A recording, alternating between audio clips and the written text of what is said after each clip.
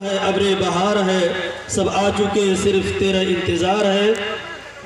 इस इल्मी शख्सियत से मेरी मुराद इजलास के खुसूसी मेहमान हमारे और आपके हर दिल अजीज़ खतीब मुकर्रिर शोला बयां आबरूए सल्फियत दाइये किताब सुन्नत जमात अहले हदीस के माथे का झूमर जनाब मौलाना जर्जीज साहब इटावी हैं, जो मादर इल्मी जामिया सराजुल झंडा नगर नेपाल के मायानाज फजंदों में से हैं, जिनकी साहिराना और मुदल्लल खिताब ऐवान कुफ्र व शिर्क में जलजला बर्पा कर देती है।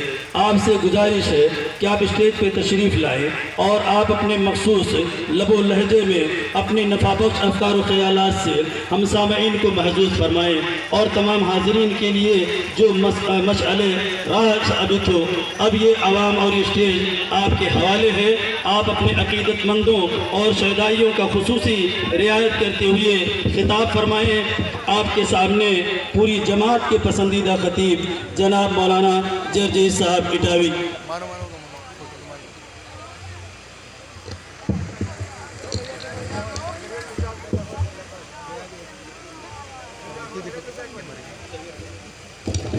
हज़रात, बार बार आप लोगों से गुजारिश की गई है, हमारे बाएं तरफ जितने लोग खड़े हुए हैं, अल्लाह के वास्ते आप इधर सामने पिंडाल में आ जाएं, ताकि हमारे खतीब आपको देख करके पुरजोश अंदाज में आपसे खिताब करें, आप उनसे इस्तिफादा करें।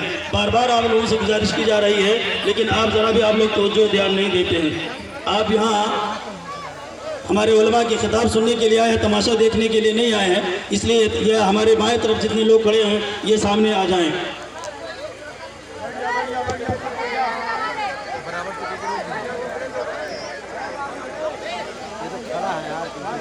भाई बैठ जाओ,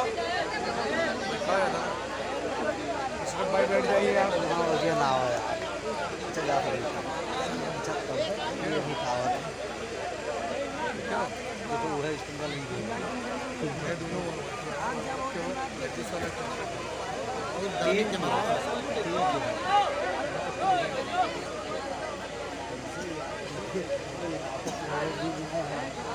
हाँ, अस्सलाम वालेकुम साहब। अरे आएंगे आप। अस्सलामु अलैकुम व रहमतुल्लाहि व बरकातुहू। अभी आओ, यहीं सुना जाए। अगले हमारे अल्हम्दुलिल्लाह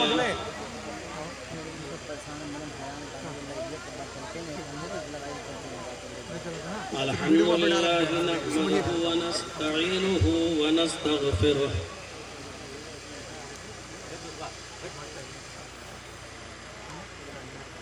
ونعوذ بالله من شرور أنفسنا ومن سيئات أعمالنا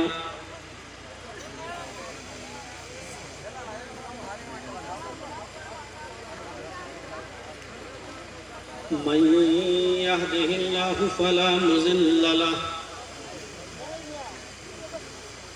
ومن يضلل فلا هادي له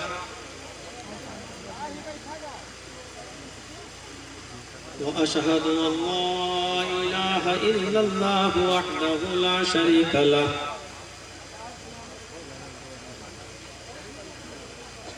وأشهد أن محمدا عبده ورسوله أما بعد فإن خير الحديث كتاب الله وخير الهدي هدي محمد صلى الله عليه وسلم وشر الأمور محدثاتها وكل محدثة بدعة وكل بدعة ضلالة وكل ضلالة في النار.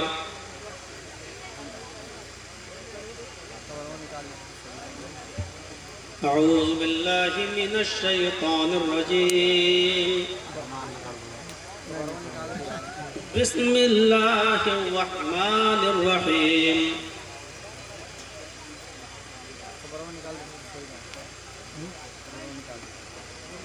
وما خلقت الجن والإنس إلا ليعبدون रब्ब इश्रह ली सदरी वयस्सिर ली अमरी वहलुल उक़दतम मिन लिसानी यफ़क़हू क़ौली।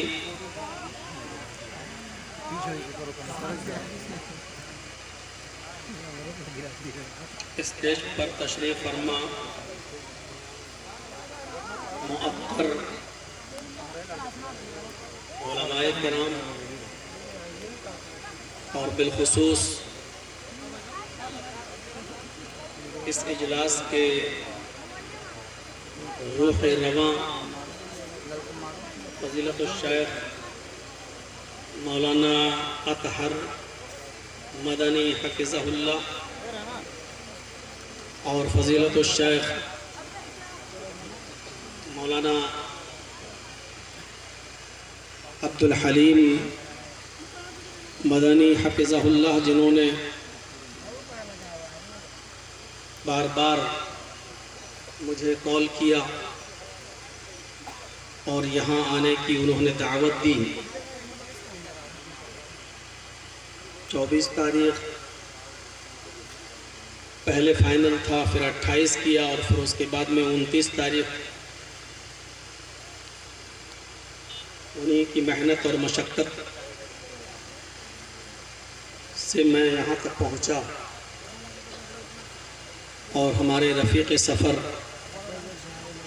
मोहतरम डॉक्टर फ़रीद अहमद साहब, जो बराबर कांटेक्ट में रहे और सिद्धार्थ नगर नौगढ़ की स्टेशन पर जिन्होंने मुझे रिसीव किया, फिर मुझे अपने स्कूल ले गए, वहाँ ठहराया और फिर वहाँ से बॉर्डर तक अपनी गाड़ी से मुझे यहाँ तक लेकर आए। और हमारे दूसरे रफ़ीक़ सफ़र जो लखनऊ से चलकर यहाँ तक हमारे साथ आए, डॉक्टर मोहम्मद गौस साहब, जिनकी बड़ी चाहत थी नेपाल आने की। मोहतरम एक हॉस्पिटल चलाते हैं लखनऊ में न्यूरोलैक्स के नाम से। उन्होंने कहा कि मैं भी चलता हूँ, आप उस इलाके के लोगों को बताइएगा कि उनका एक हॉस्पिटल है लखनऊ में, गरीब गुरबा और मसाकीन लोगों के लिए खुसूसी रियायत है उनके यहाँ। आप लोगों को अगर ऐसा कोई मामला पेश आए तो आप उनसे कांटेक्ट कर सकते हैं, वो आपको अपने कार्ड वगैरह यहाँ दे देंगे। वो भी हमारे साथ आए। अल्लाह रब्बुल आलमीन इस इजलास को कामयाब फरमाए। जिस मकसद के तहत ये इजलास रखा गया है, अल्लाह रब्बुल आलमीन उसमें दिन दूनी रात चौगुनी तरक्की अता फरमाए। और जिन लोगों ने जिस किस्म का भी ताआवुन इस इजलास में किया है, अल्लाह रब्बुल आलमीन उसको शर्फ़ कबूलियत बख्शे और हमें और आपको उसका पूरा पूरा अजर अज़ीम अता फरमाए। कल का प्रोग्राम तो हमारा रूपंदेही में है और फिर बहरावा से फ़्लाइट पकड़कर काठमांडू और काठमांडू से दूसरी फ़्लाइट पकड़कर जनकपुर, फिर सिरहा नेपाल में प्रोग्राम है। और फिर उसके बाद में हम झारखंड और बंगाल के इलाके में वहीं से हम एंट्री करेंगे। अल्लाह रब्बुल आलमीन जिन इलाक़ों में प्रोग्राम हो रहे हैं और जिस मकसद के तहत हो रहे हैं, अल्लाह रब्बुल आलमीन उस मकसद में उन इजलास के कराने वालों को कामयाबी से मुशर्रफ। मैंने कुरान करीम की बहुत मुख्तसर सी एक आयत का टुकड़ा आपके सामने तिलावत किया है। मैंने पूरी आयत भी नहीं पढ़ी, सिर्फ उस आयत का एक टुकड़ा मैंने आपके सामने रखा है और उसी की वजाहत मुझे आपके सामने करनी है।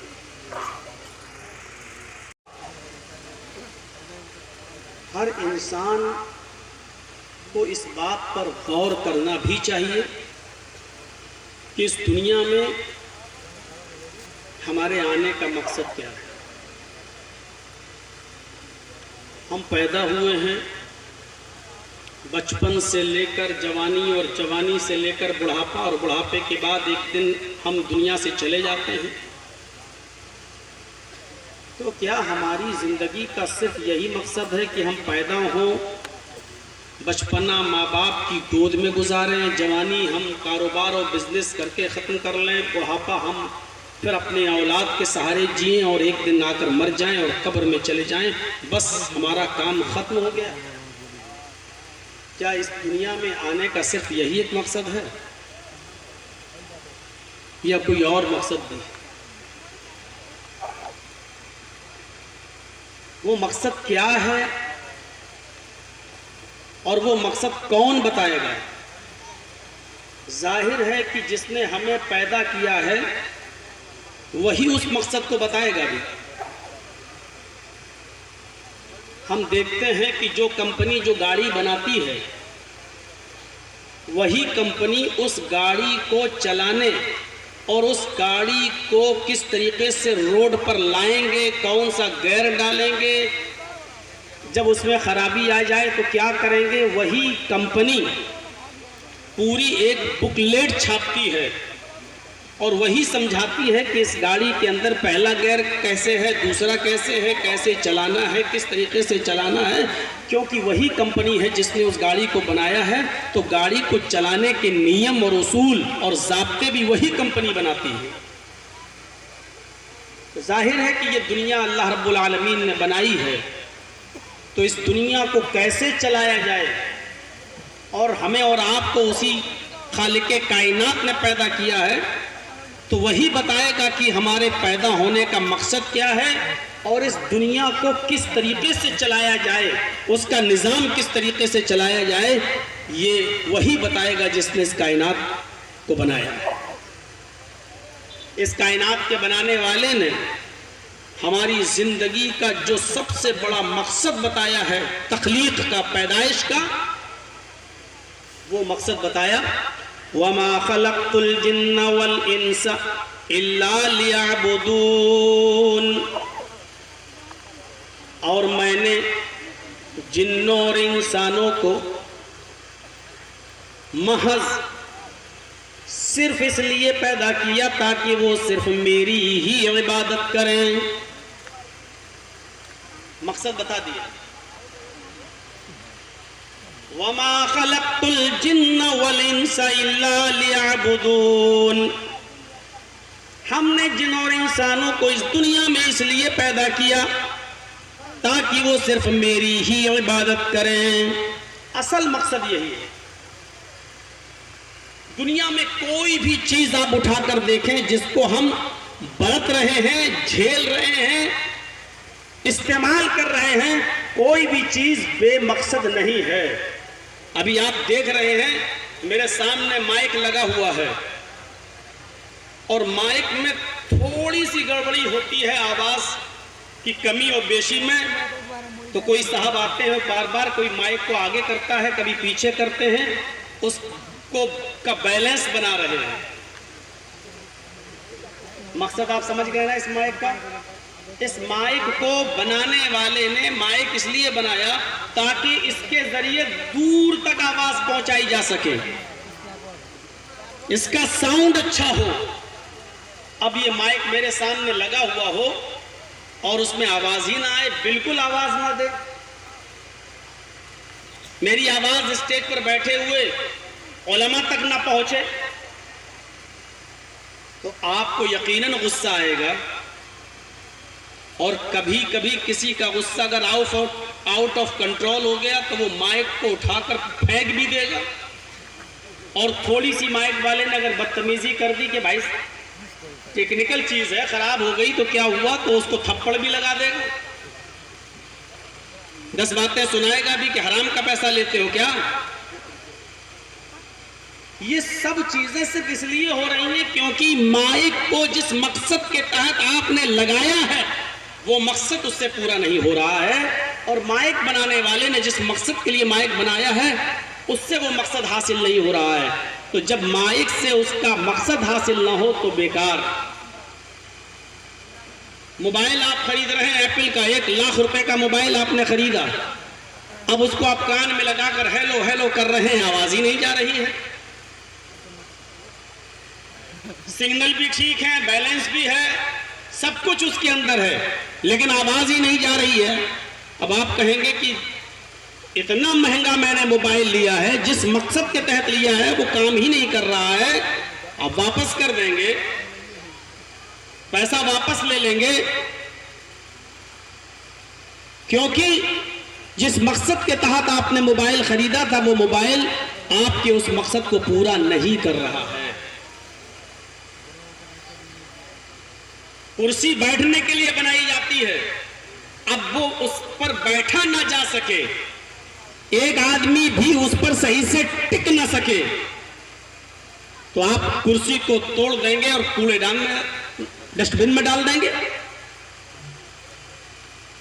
ये सब चीजें हमें ये बतला रही है कि जो चीज जिस मकसद के तहत बनाई गई है उससे वो मकसद अगर हासिल नहीं होता है तो वो चीज रिजेक्टेड है, बेकार है, किसी काम की नहीं है। आपके सामने जो एक सड़क गई है, रोड, सुबह सवेरे जब आप उठते हैं तो देखते होंगे कि इस सड़क पर कोई आदमी पैदल चले जा रहा है, कोई साइकिल से जा रहा है, कोई बाइक से जा रहा है, कोई 4 व्हीलर से जा रहा है। कभी आपने गौर किया, जो पैदल जा रहा है वो बेमकसद नहीं जा रहा है, जो साइकिल से जा रहा सुबह सवेरे उठकर वो बेमकसद नहीं जा रहा है, जो बाइक से जा रहा है वो बेमकसद नहीं जा रहा है, जो 4 व्हीलर से सफर कर रहा है सुबह सवेरे उठकर वो बेमकसद सफर नहीं कर रहा है। कोई है जो सब्जी खरीदने जा रहा है, कोई है जो मटन और चिकन खरीदने के लिए जा रहा है, कोई है जो अपने बच्चे को स्कूल छोड़ने जा रहा है, कोई है जो स्कूल पढ़ाने के लिए जा रहा है, कोई है जो अपने ऑफिस में जा रहा है, उसको वहां बैठकर अपने ऑफिस में 9 बजे पहुंचना है, हाजिरी देना है। कोई ऑफिस में जा रहा है, कोई सरकारी है तो कोई प्राइवेट बिजनेस कर रहा है। बेमकसद कोई नहीं, सब किसी ना किसी मकसद के तहत जुड़े हुए हैं। ऐसे ही कोई नहीं उठ के गया, सबका कोई ना कोई मकसद है। अल्लाह रब्बुल आलमीन ने फरमाया कि ऐ दुनिया वालों, हमने तुम्हें इस दुनिया में पैदा किया है, तुम्हें जिंदगी दी है, तो तुम्हारी जिंदगी देने का भी कोई ना कोई मकसद है, और वो मकसद ये है कि वमा खलक़तुल जिन्ना वल इंसा इल्ला लियअबुदून, मैंने जिन्नों को और इंसानों को इसलिए पैदा किया ताकि वो मेरी ही इबादत करें। अब आप सोच रहे होंगे कि मौलाना साहब हम सिर्फ अल्लाह ही की इबादत में लगे रहें तो बच्चों को खिलाएगा कौन, बच्चों की परवरिश कौन करेगा, मेहनत कौन करेगा, कमाएगा कौन? तो एक बात याद रखिएगा, एक मकसद होता है असली और एक मकसद होता है ज़िमनी। असली मकसद के आगे ज़िमनी मकसद बिल्कुल बेकार है। आपके यहां से तौलिबा बहुत करीब होगा, आप तौलिबा में किसी लीडर से मिलने जाना चाहते हैं, वहां के एमएलए ने या एमपी ने आपको बुलाया है और आपको उससे मिलना है, अपने गांव के बारे में कुछ बताना है, कुछ शिकायतें हैं जो आपको दूर करनी है, और उसके लिए आपका एमपी से मिलना जरूरी है, एमएलए से मिलना जरूरी है। आपने अपनी बीवी से कहा कि मैं सुबह उठे, आज मैं एमएलए साहब से मिलने जा रहा हूं, तौलिबा जा रहा हूं, लुम्बिनी जा रहा हूं, किसी बड़े शहर की तरफ आप निकल गए।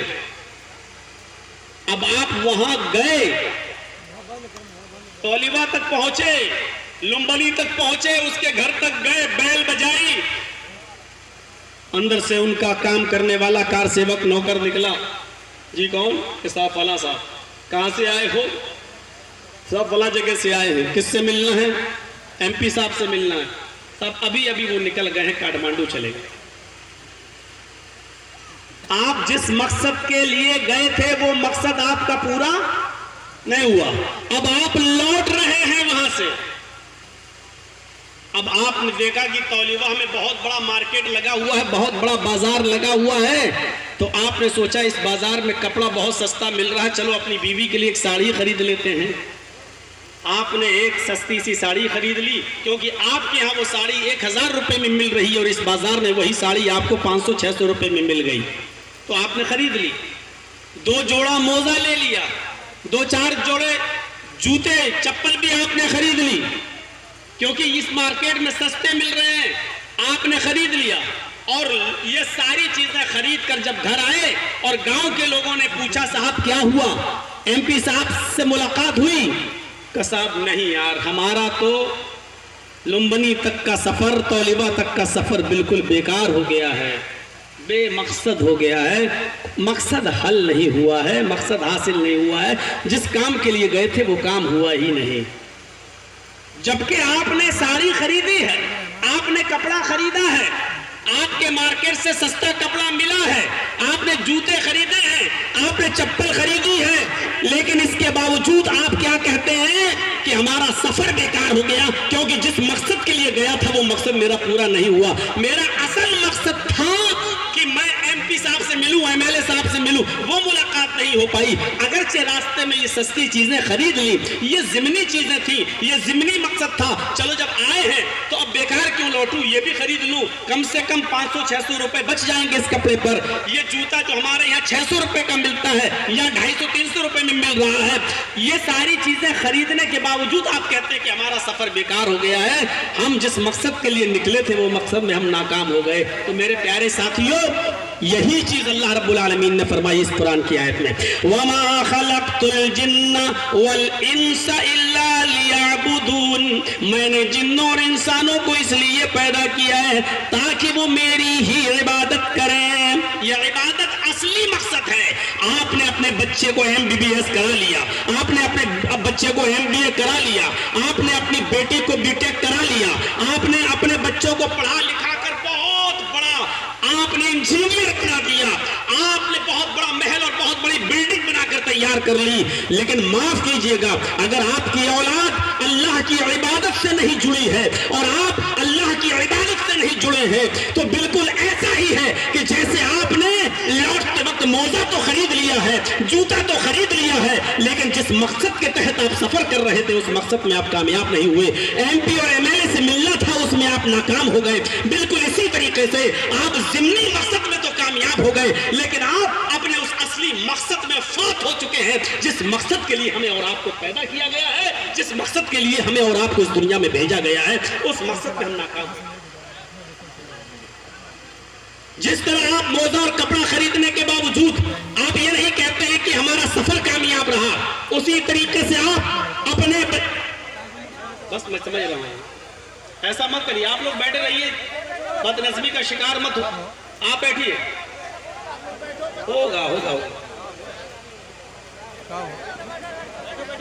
मैं आप लोग बैठिए, कोई बात नहीं होगा।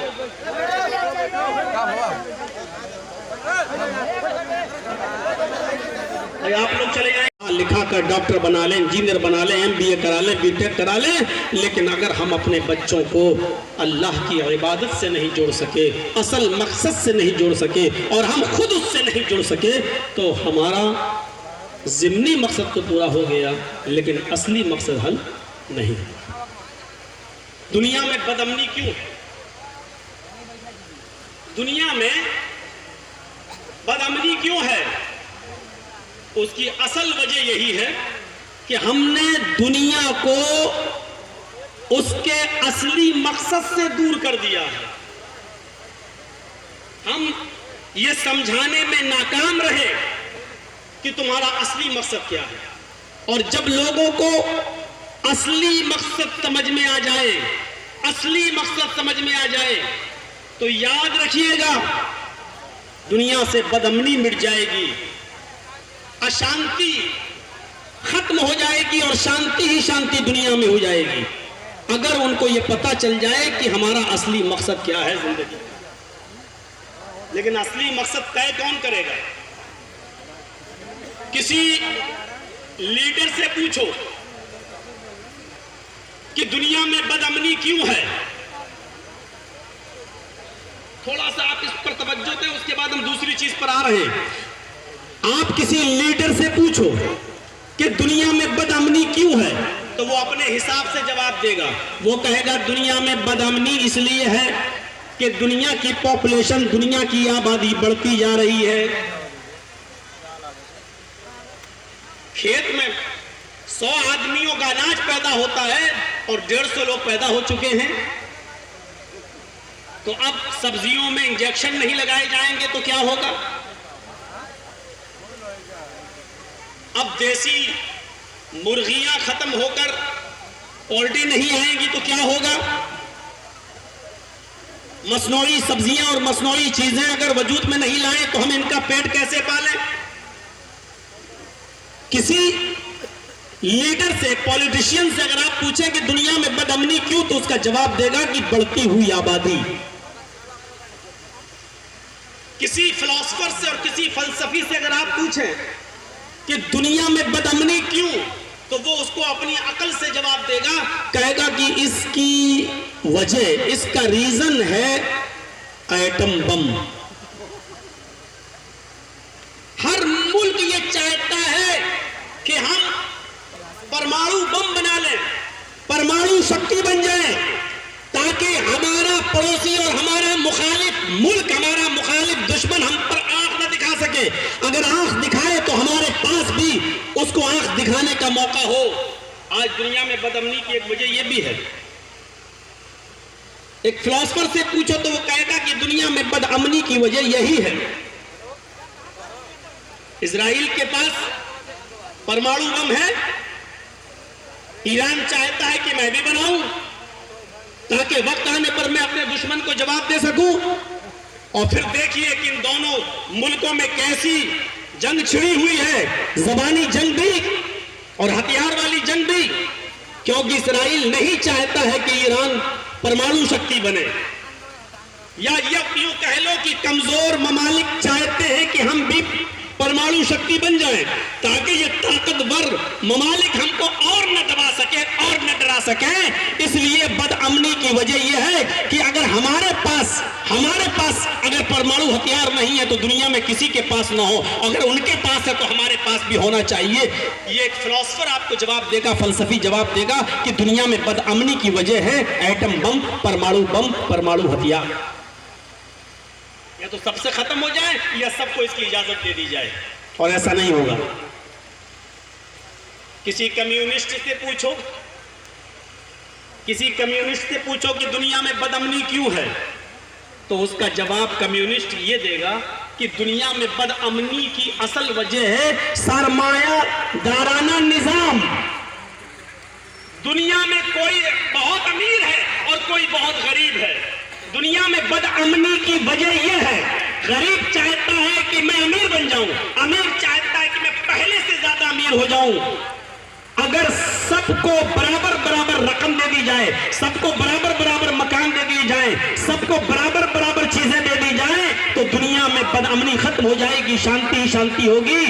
हम गरीब हैं, हम चाहते हैं कि दौलत में हम आपसे निकल जाएं, और आप चाहते हैं कि ये आदमी परेशान है तो और परेशान, ये हमसे आगे न निकलने पाए। इसलिए दुनिया में बदअमनी की असल वजह यह है कि हम सरमायादाराना निजाम को खत्म कर दिया जाए, सबको बराबर बराबर दौलत तकसीम कर दी जाए। हुकूमत को चाहिए कि सबको दौलत बराबर बराबर दे।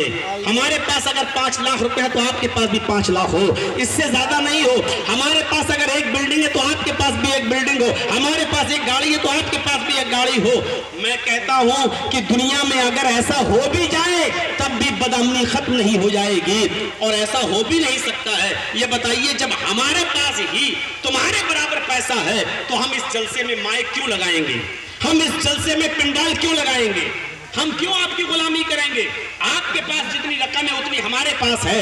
हम क्यों रिक्शा चलाएंगे, हम क्यों मजदूरी करेंगे, हम क्यों आपके घर और मकान की तामीर करेंगे, हम क्यों सुबह 9 बजे आएंगे और 5 बजे अपने सर पर ईंटें लाद कर आपकी मजदूरी करेंगे और चले जाएंगे? क्यों? हम तो आपके बराबर है दौलत में, हम तो आपके बराबर है पैसे में, तो हम ऑटो क्यों चलाएं, हम टैक्सी क्यों चलाएं, हम बस क्यों चलाएं, हम रिक्शा क्यों चलाएं, हम पिंडाल क्यों लगाएं, हम माइक क्यों लगाएं, हम क्यों मजदूरी करें और मिस्त्रीगिरी का काम करें? अगर सब में दौलत बराबर बराबर तकसीम हो जाएगी तो फिर मेरे भाई ये दुनिया का निजाम बिगड़ के रह जाएगा। कोई आपको होटल खोलने वाला नहीं मिलेगा, कोई दाल और चावल बेचने वाला नहीं मिलेगा, क्योंकि हमारे पास तो पैसा तुम्हारे बराबर है। हम क्यों दाल बेचें, हम क्यों सब्जी बेचें, हम क्यों मटन बेचें, हम क्यों चिकन बेचें? मेरे भाइयों, ऐसा नहीं हो सकता है। लेकिन असल वजह यह भी नहीं, ना एटम बम है बदअमनी का रीजन, ना ही ये जो चीज अभी हमने लास्ट में आपके सामने बताई सरमायादाराना निजाम, और ना ही मुल्क की बढ़ती हुई पॉपुलेशन और आबादी, ये असली रीजन नहीं है बदअमनी का। बदअमनी का असली रीजन ये है कि हमने मुल्क को, हमने दुनिया को उसके असली मकसद से दूर कर दिया है, उसको बताया नहीं कि असली मकसद क्या है। अभी आप फर्ज कर लीजिए, एक मिसाल मैं आपको दे रहा हूं, उसके बाद में हम आते हैं। एक मिसाल पर गौर कीजिए। एक स्कूल है, सुबह 9 बजे खुलता है और 2 या 3 बजे उसमें छुट्टी हो जाती है। आपका बच्चा इसी स्कूल में पढ़ता है, 9 बजे का स्कूल है, आपका बच्चा 8:30 बजे स्कूल में आ जाता है। नर्सरी में पढ़ता है, छोटे छोटे बच्चे हैं, नर्सरी में पढ़ते हैं ये बच्चे, कोई फर्स्ट केजी में, कोई एलकेजी में, कोई यूकेजी में, कोई फर्स्ट में, कोई सेकंड में। स्कूल 9 बजे का है, बच्चे 8:30 बजे आ जाते हैं। अभी प्रेयर नहीं हुई है, अभी घंटे नहीं लगी है, आधा घंटा बाकी है।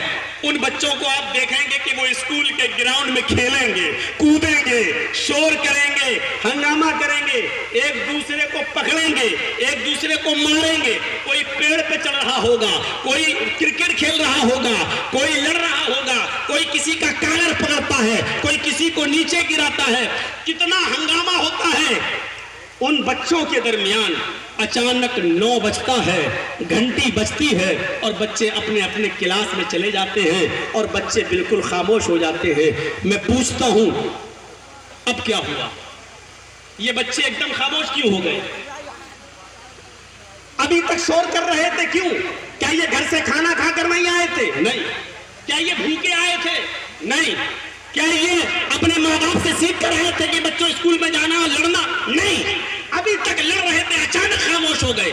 अचानक खामोश इसलिए हुए कि टीचर ने उनको उनके असली काम से, उनको उनके असली मकसद से लगा दिया कि बच्चों तुम पढ़ने आए हो, पढ़ो, तुम मैथ का काम करो, ब्लैक बोर्ड पे कोई चीज लिख दी, तुम ये काम करो, क्योंकि तुम स्कूल में पढ़ने आए हो। उनको उनके असली मकसद से लगा दिया। बच्चों में जंग जिदाल खत्म, हंगामा आराई खत्म, गुस्सा गर्मी खत्म, सारे बच्चे जो अभी लड़ रहे थे सब खत्म, और फिर अपने असली मकसद से लग जाते हैं और फिर वो अपना काम करना शुरू कर देते हैं। मेरे भाइयों, यही दुनिया का असली मकसद है कि हमने लोगों को असली मकसद से जोड़ा नहीं है। कोई कह रहा है कि दुनिया की बढ़ती हुई आबादी बदअमनी की वजह है, कोई कहता है कि नहीं, सरमायादाराना निजाम जो है वो बदअमनी की वजह है, कोई कहता परमाणु और एटमी बम ये दुनिया की बदअमनी की वजह है। ये कोई वजह नहीं है। दुनिया की असल बदअमनी की वजह यह है कि हमने लोगों को उनके असली मकसद से नहीं लगाया। जिस मकसद के लिए अल्लाह ताला ने उनको पैदा किया है, हम उनको उनके असली मकसद में लगा दें तो ये बदअमनी खत्म हो जाए। और असल मकसद क्या है? वमा खलक़तुल जिन्ना वल इंसा इल्ला लियअबुदून। हमने जिन्नों और इंसानों को सिर्फ इसलिए पैदा किया ताकि वो मेरी ही इबादत करें, मेरी ही परिस्तुष करें, मेरी ही पूजा करें। असली मकसद से जोड़ दीजिए। अब इबादत का मफहूम बहुत वसी है। अब आप ये ना समझे कि सिर्फ नमाज पढ़ना ही इबादत है। अब हम जब देखेंगे कि मेरे पड़ोस में आदमी भूखा है, वो सोया नहीं है, भूख की वजह से बिलबिला रहा है, तो अब आप तहज्जुद की नमाज नहीं पढ़ेंगे, क्योंकि इमाम कायनात ने फरमाया, अल्लाह के रसूल ने फरमाया कि अल्लाह की कसम वो मोमिन नहीं, अल्लाह की कसम वो मोमिन नहीं, अल्लाह की कसम वो मोमिन नहीं जो खुद तो पेट भर के खाना खा ले और उसका पड़ोसी भूखा सो जाए।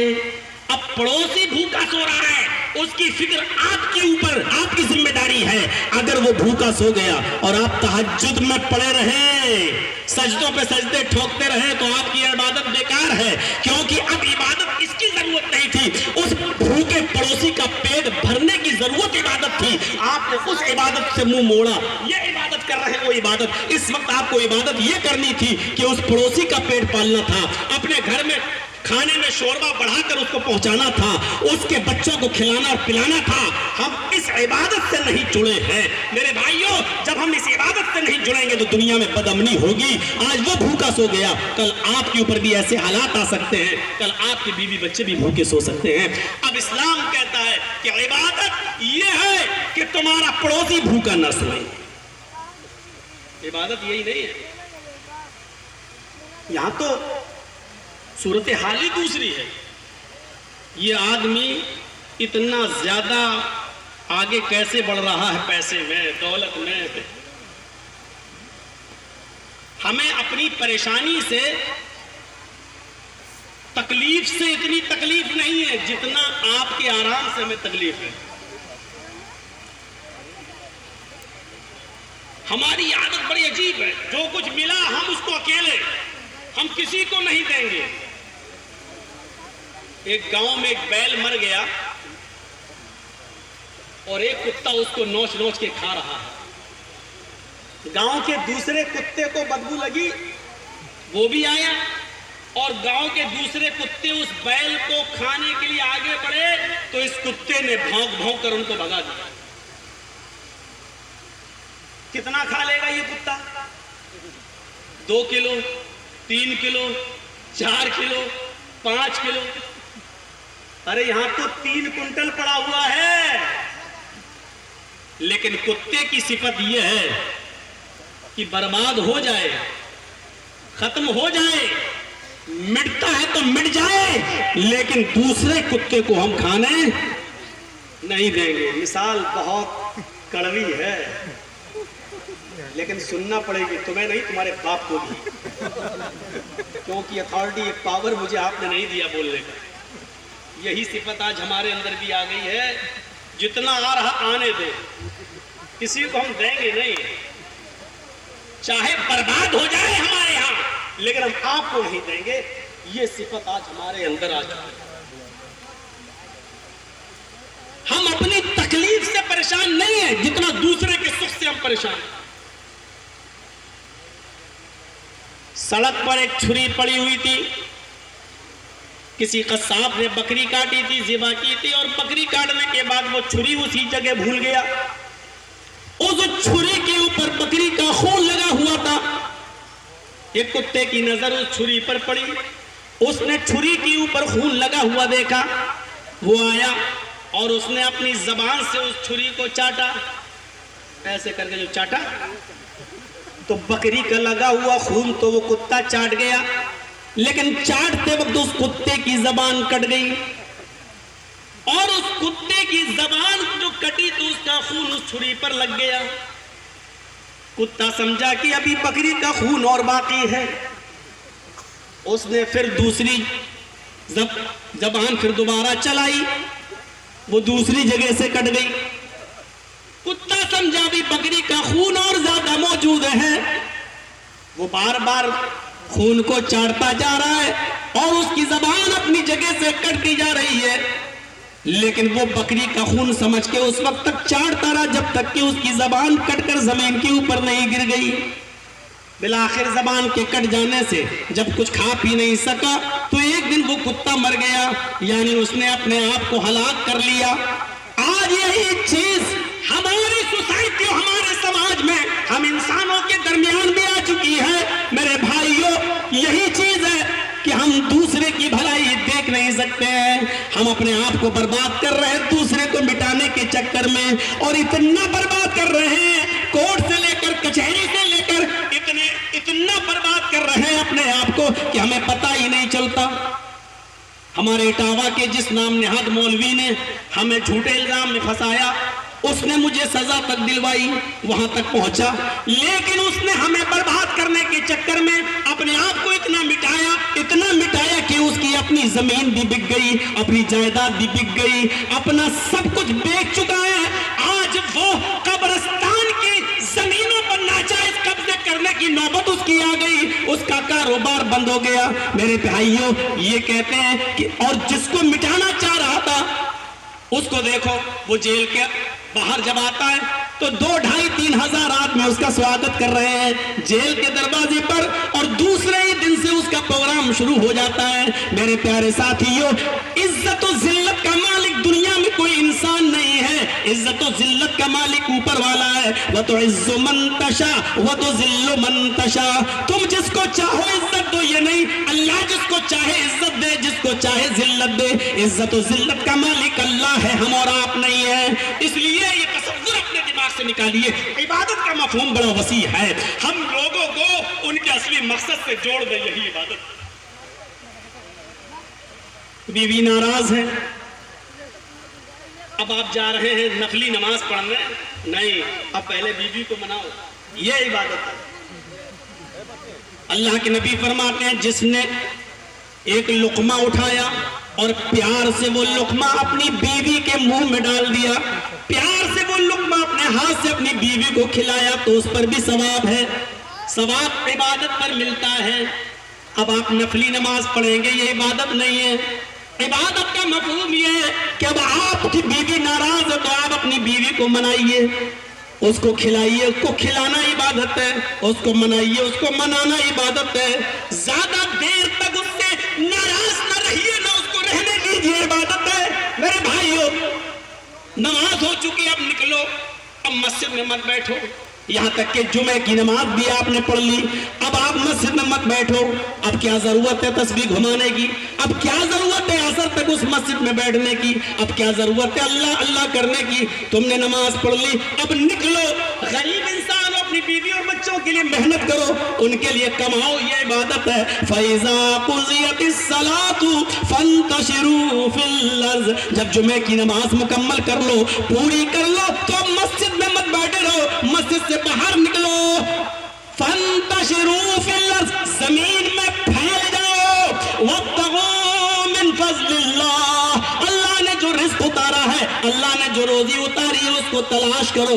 अपने बीवी बच्चों के लिए मेहनत करो, उनको खिलाओ पिलाओ, पालो पोसो और उनकी अच्छी तालीम और तरबियत करो, यही तो इबादत है। हमने इबादत का मफहूम ये समझ लिया, सुबह उठो और शाम तक अल्लाह करते रहो, और शाम को जब कोई पूछे खाना कहाँ से आएगा, तो मोहल्ले वालों के ऊपर बोझ बन जाओ कि वो लोग खिलाएंगे और पिलाएंगे। हमने इबादत का मफहूम ये समझ रखा है, यह इबादत का मफहूम नहीं है। हमने लोगों को असली मकसद से दूर कर दिया है। हम अल्लाह की इबादत से लोगों को जोड़ दें, अमन व अमान पैदा हो जाएगा, अमन व अमान पैदा हो जाएगा, सुकून ही सुकून पैदा हो जाएगा। वमा खलक़तुल जिन्ना वल इंसा इल्ला लियअबुदून, हमने जिन और इंसानों को सिर्फ इसलिए पैदा किया है ताकि वो मेरी ही इबादत करें। एक चीज होती है अब्द, बंदा, एक चीज होती है इबादत, बंदगी, एक चीज होती है आबिद, इबादत करने वाला, और एक चीज होती है माबूद, जिसकी इबादत की जाए। देख रहे हैं, अब्द, हम और आप कौन हैं? अब्द, अल्लाह के बंदे, नमाज पढ़ रहे हैं, रोजा रख रहे हैं, बीवी को अपने हाथ से खाना खिला रहे हैं, ये क्या है? इबादत, बंदगी। हम जो कर रहे हैं अपने हाथ से, हम कौन हुए? आबिद, इबादत करने वाले। और ये इबादत हम जिसके लिए कर रहे हैं वो कौन है? माबूद, जिसकी इबादत की जाए। एक आबिद में और माबूद में बड़ा गहरा रब्त होना चाहिए। हम अब्द के माना गुलाम, हम अल्लाह के गुलाम हैं, नौकर नहीं, सर्वेंट नहीं है। नौकर क्या होता है? जर्जी साहब ने एक मदरसा खोला, एक स्कूल खोला, आप उस मदरसे में टीचर हैं, आप सुबह आएंगे 7 बजे और 12 बजे छुट्टी। 7 बजे से लेकर 12 बजे तक आप हमारे यहाँ सर्विस कर रहे हैं, आप हमारे सर्वेंट हैं, लेकिन गुलाम नहीं है। हमने आपको खरीदा नहीं है। 12 बजे के बाद भी आप आइए, 1 बजे भी आइए, रात में भी आइए, नहीं, क्योंकि हमने आपको खरीदा नहीं है। सर्वेंट में और गुलाम में फर्क होता है।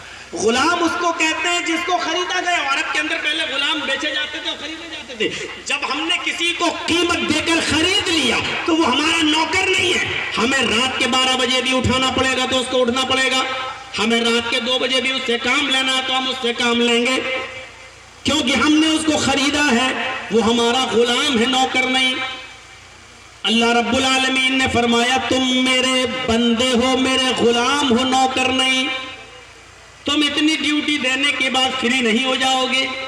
सुबह फजर में उठे, नमाज पढ़ी और घर में चले गए, नहीं नहीं, जब हम चाहेंगे तुम हमारे गुलाम हो, हमने अपनी जन्नत के बदले तुम्हें खरीद लिया है।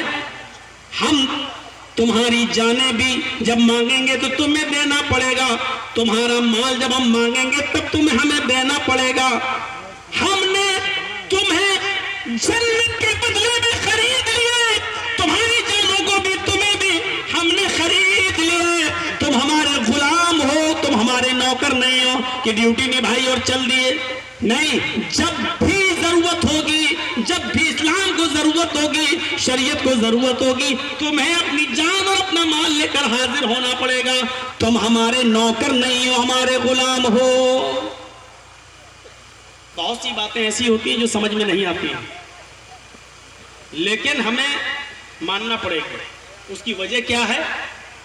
क्योंकि ये अल्लाह ही जानता है। महमूद बादशाह था और उसका गुलाम था अयाज। सुना है ना, महमूद व अयाज एक ही सफ में खड़े हो गए। महमूद व अयाज, ना कोई बंदा रहा ना कोई बंदा नवाज। महमूद व अयाज का एक किस्सा बड़ा जबरदस्त है। उसके और भी गुलाम थे महमूद के। उन गुलामों ने शिकायत की महमूद से कि आप जितना प्यार, जितनी चाहत, जितना लगाव आपका इनसे है, अयाज से, उतना आप दूसरे गुलामों को तो अहमियत नहीं देते हो। क्या वजह है? आए महमूद, हम भी तो आपके गुलाम हैं, और भी 15-20 जो लोग हैं वो आपके गुलाम हैं, लेकिन उतना प्यार, उतनी मोहब्बत आप हमें नहीं करते हो जितना आप अयाज से करते हो। इसकी वजह क्या है? महमूद ने कहा तुमने हमारे ऊपर इल्जाम लगा दिया है कि मैं औरों को प्यार कम करता हूँ, औरों को कम चाहता हूँ और अयाज को ज्यादा चाहता। उन गुलामों ने कहा हाँ यही वजह है, हम देखते हैं। उसने कहा जानना चाहते हो कि मैं अयाज को क्यों ज्यादा चाहता हूं और तुम लोगों को इतना ज्यादा क्यों नहीं चाहता? कहां बताओ। उसने सारे गुलामों को बुलाया, लाइन से बिठा दिया। महमूद ने सारे गुलामों को लाइन से बिठा दिया, अयाज को भी बिठा दिया, और सबके हाथ में उसने, बादशाह ने, महमूद ने एक एक डायमंड का, हीरे का हार दे दिया। हीरा, एक एक हीरा दे दिया सबको, लो पकड़ो। और सबके हाथ में एक एक हथौड़ी भी दे दी, एक हैमर, हथौड़ा भी दे दिया, लो। जब उसने एक एक डायमंड सब गुलामों को दिया तो अयाज को भी दिया। फिर उसने एक एक हथौड़ा सारे गुलामों को दिया, अयाज को भी दिया। उसके बाद उसने कहा सब लोगों को हथौड़ा मिल गया, हाँ, डायमंड मिल गया, हाँ। अब कहा कि मेरा हुक्म है कि तोड़ दो ये हथौड़ा, डायमंड पे मारो, इस डायमंड को तोड़ दो, इस हीरे को तोड़ दो। सब लोगों ने कहा इतना कीमती डायमंड, इसको तोड़ दो। फिर कुछ सोचा, एक दूसरे ने एक दूसरे का मुंह देखा, लेकिन उठाया हथौड़ा और सब ने मार दिया। डायमंड टूट गया, चकनाचूर हो गए। सबने हथौड़ा मारा, अयाज ने भी मारा। अब महमूद ने एक एक गुलाम को बुलाया, इधर आओ, तुमने डायमंड क्यों तोड़ा? गौर करो। महमूद ने कहा है ये डायमंड क्यों तोड़ दिया? वो कहता गुलाम, अरे साहब आप ही ने तो हुक्म दिया था, हमने तोड़ दिया। दूसरे को बुलाया, इधर आओ, तुमने डायमंड क्यों तोड़ा? अरे बादशाह सलामत, मेरे कानों ने आपका हुक्म सुना, मैंने तोड़ दिया। तीसरे से पूछा तुमने क्यों तोड़ा? उसने कहा साहब डायमंड की कीमत आपके हुक्म से बड़ी नहीं थी, आपके हुक्म के आगे डायमंड क्या बेचता है? आपने हुक्म दिया और हमने आपके हुक्म को मान लिया और तोड़ दिया। सब लोगों ने यही जवाब दिया। जब अयाज की बारी आई, अयाज इधर आओ, डायमंड तो तुमने भी तोड़ा, हथौड़ा तो तुमने भी मारा, तुमने इस डायमंड को क्यों तोड़ा? तो अयाज ने इतना खूबसूरत जवाब दिया तमाम लोगों के सामने, तमाम गुलामों के सामने। अयाज ने कहा बादशाह सलामत, आपने हुक्म दिया कि तोड़ दो, मैंने अपने कानों से सुना, तोड़ दो। मैंने अकल में आपका हुक्म को अपनी अकल में दौड़ाया, फिर मैंने सोचा कि तोड़ूं या न तोड़ूं। अरे बादशाह सलामत, ये मेरी अकल का नाकिस कसूर है, ये मेरी नाकिस अकल का कसूर है, ये मेरी नाकिस अकल का कसूर है कि मैं आपके हुक्म को समझ नहीं सका, मैं आपकी बात को समझ नहीं सका। ये मेरे दिमाग का कसूर है और मैंने अपने दिमाग में जो बेहतर समझा मैंने इस हथौड़े को मार दिया और तोड़ दिया। मुझे माफ कर दीजिए कि मैं आपकी बात को समझ नहीं सका, आपके हुक्म का माना और मतलब समझ नहीं सका। ये मेरी अकल का कसूर है कि मैंने आपके हुक्म को सही से समझा नहीं और मैंने तोड़ दिया। महमूद हंसने लगा और कहने लगा, आए मेरे गुलामों, देखो मैंने ही डायमंड तोड़ने का हुक्म दिया, तुम्हें भी दिया, इनको भी दिया, सबको दिया और तुम सबने डायमंड तोड़ा। लेकिन जब पूछा कि डायमंड तुमने क्यों तोड़ा तो तुमने सबने मिलकर मेरा नाम लगा दिया। आपका हुक्म था तोड़ दिया, आपका हुक्म था तोड़ दिया, आपने हुक्म दिया तोड़ दिया। यही जवाब जब मैंने आयात से मालूम किया तो आयात ने सारा कसूर अपनी अकल को दे दिया और क्या कहा, ये मेरी अकल का कसूर है कि मैं आपकी बात को समझ नहीं पाया। यानी उसने मेरे ऊपर कोई इल्जाम आयद नहीं होने दिया, उसने मेरे ऊपर कोई इल्जाम नहीं लगने दिया। अब बताओ मैं अयाज को क्यों प्यार न करूं, अयाज से मैं मोहब्बत क्यों न करूं। एक अल्लाह के सच्चे बंदे का काम यही होता है कि अगर वो गलत रास्ते पे चला जाए, अगर वो शराब पीने लगे, जुआ खेलने लगे, जिना करने लगे, मेरे भाइयों, जबकि हदीस यही है कि मन यहदिहिल्लाहु फला मुदिल्ल लहु व मन युद्लिल फला हादिय लहु। अल्लाह जिसको हिदायत दे दे उसको कोई गुमराह नहीं कर सकता और जिसको गुमराह कर दे उसको कोई हिदायत नहीं दे सकता। हिदायत देने वाला भी अल्लाह, गुमराह करने वाला भी अल्लाह। लेकिन एक बंदे का सही माना और मफहूम ये है कि वो अपने रब के ऊपर इल्जाम ना आने दे। अगर शराब पीने लगा है, जुआ खेलने लगा है, जिनाकारी की तरफ बढ़ गया है और उससे पूछा जाए कि तुम ऐसा क्यों कर रहे हो तो वो ये न कहे कि मेरे रब ने ही मुझे हिदायत नहीं दी है, मेरे रब ने मुझे गुमराह कर दिया, बल्कि इन सारी चीजों का इल्जाम वो शैतान पर लगा दे और ये कहे कि मैं क्या करूं, कोशिश तो करता हूं लेकिन शैतान बहका देता है, शैतान मेरी अकल पर हावी है, मेरे दिल पर हावी है, शैतान इन चीजों को छोड़ने ही नहीं देता है। इन गंदे कामों की निस्बत वो मेरी तरफ न करे। मेरे प्यारे साथियों, अल्लाह के बंदे में, सच्चे बंदे में यही निस्बत होनी चाहिए। एक बंदे का और अपने माबूद के, एक आबिद का अपने माबूद के साथ यही बर्ताव होना चाहिए कि अगर वो कोई नेक काम करे, अच्छे काम करे तो कहे अल्हम्दुलिल्लाह, अल्लाह ने मुझे हिदायत दी है, अल्लाह ने मुझे नेक अमल की सआदत से नवाजा है। लेकिन जब वो कोई गलत रास्ते पे चले तो कहे कि शैतान ने हमें बहका दिया है। उसकी निस्बत वो अपने रब की तरफ न करे, अल्लाह की तरफ न करे। तो मेरे भाइयों, ये एक आबिद और माबूद में फर्क होता है। हम सब अल्लाह के बंदे हैं, गुलाम हैं, नौकर नहीं। हम जब लोगों को अल्लाह की इबादत से जोड़ेंगे तो सुन लीजिए, उसमें बहुत सी चीजें आपको ऐसी नजर आएंगी जो आपकी अकल में आएंगी और बहुत सी चीजें ऐसी हैं जो आपकी अकल में नहीं आएंगी।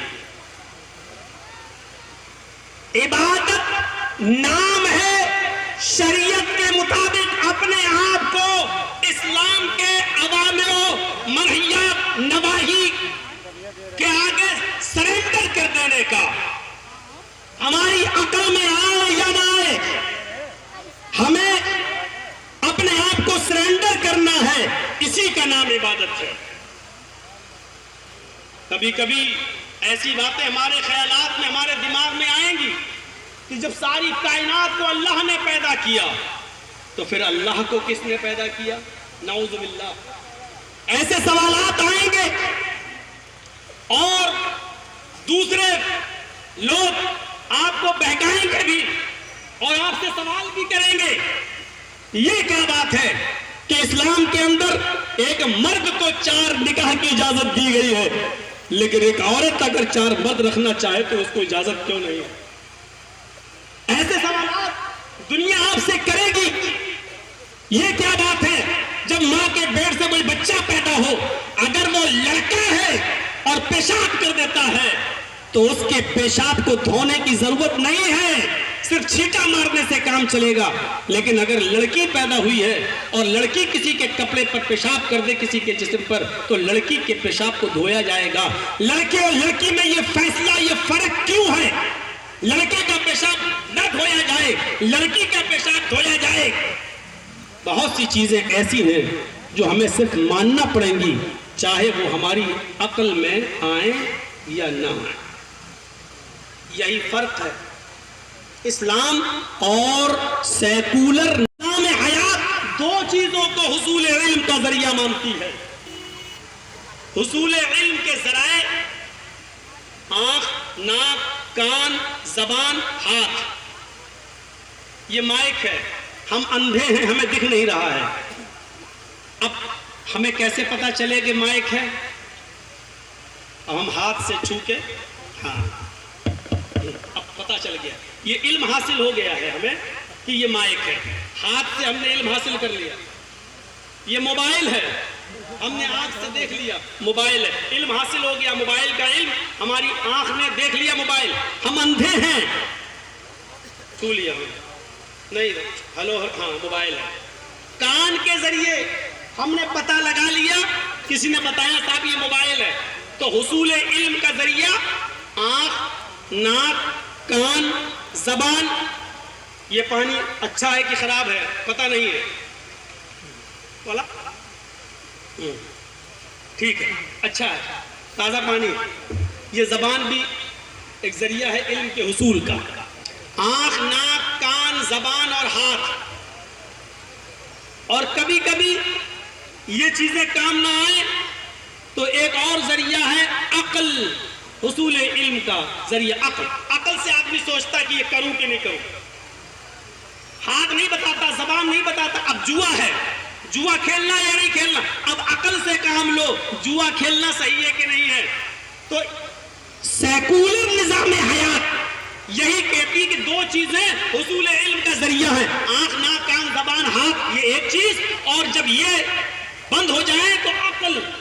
लेकिन इस्लाम कहता है तीन चीजें हुसूल इल्म का जरिया है, आंख, नाक, कान, जबान, हाथ। ये एक चीज हो गई, और जब ये काम न करे तो अक्ल से सोचो ये गलत है या सही।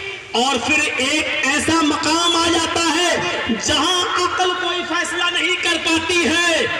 अक्ल भी सोचने और समझने पर मजबूर नहीं, वो अक्ल भी काम नहीं आती है।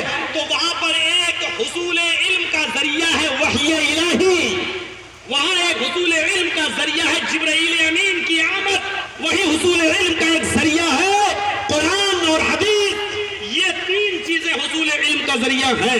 बल्कि मैं साफ साफ ये कह दूं कि जब अक्ल काम करना बंद कर दे और अक्ल किसी बात का फैसला न करे, तब तीसरा इल्म ही काम आता है, और वह है हुसूल इल्म का तीसरा जरिया वही इलाही।